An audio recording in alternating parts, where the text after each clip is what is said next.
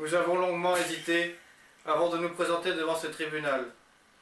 Pour des raisons évidentes de sécurité, notre témoignage a été enregistré dans un lieu tenu secret. Des années 90 à nos jours, nous avons été, à plusieurs reprises, les témoins oculaires des multiples méfaits perpétrés par les deux accusés, en particulier Mademoiselle L.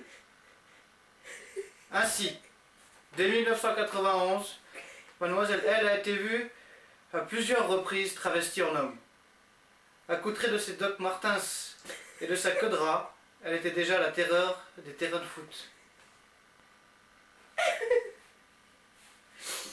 Là, c'est du foot. Elle ne manquant déjà pas d'ambition, elle passa à la vitesse supérieure en écumant les bars et les boîtes de nuit l'an dernier, allant jusqu'à abuser de la confiance de jeunes serveurs pour mieux leur subtiliser leur véhicule afin de se rendre au Cori. C'est également à cette époque que l'accusée commença ses divagations sur la voie publique en urinant dans les rues des communes qu'elle traversait. C'est dans ces années-là qu'elle fit la connaissance de celui qui allait devenir son complice, Monsieur M. Lors de travaux d'intérêt généraux dans un champ situé entre Poulpry et Pentraon, les deux compères se sont vite trouvés des intérêts communs. La baston de patates pourries et la chanson. Leur cri de guerre s'impose dès lors. Ah, mildiou! Malgré cette rencontre qui bouleversa sa vie, Mademoiselle L se cherche toujours. Vêtue désormais d'habits féminins afin de rompre avec son passé de travesti, elle a été vue arborant fièrement une casquette « Je suis une pédette » dans un cimetière allemand. Dès lors, tout s'enchaîne. Monsieur M prenant peur lui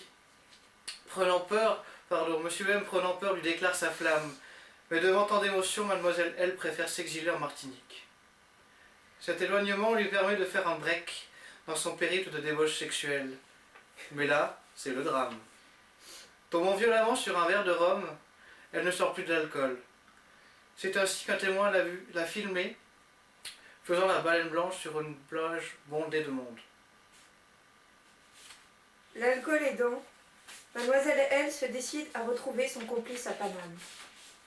Enfin réunis, ils s'expatrient rapidement à Belleville afin d'infiltrer des réseaux maghrébins et chinois.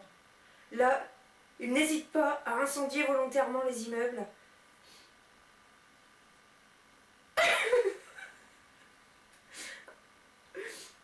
C'est trop dur.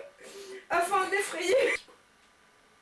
Là, ils n'hésitent pas à incendier volontairement des immeubles. Excusez-moi, c'est trop dur. Afin d'effrayer les occupants pour pouvoir racheter les logements à bas prix. Toutefois, un seul propriétaire a cédé à la pression. Devant ce demi-échec, ces Bonnie et Clyde des temps modernes se sont décidés à retourner dans leur pays d'origine. Mais que nous réserve-t-il encore? Certaines rumeurs prétendent qu'ils projetteraient de se marier. Au vu de ces éléments, est-il raisonnable de les laisser faire?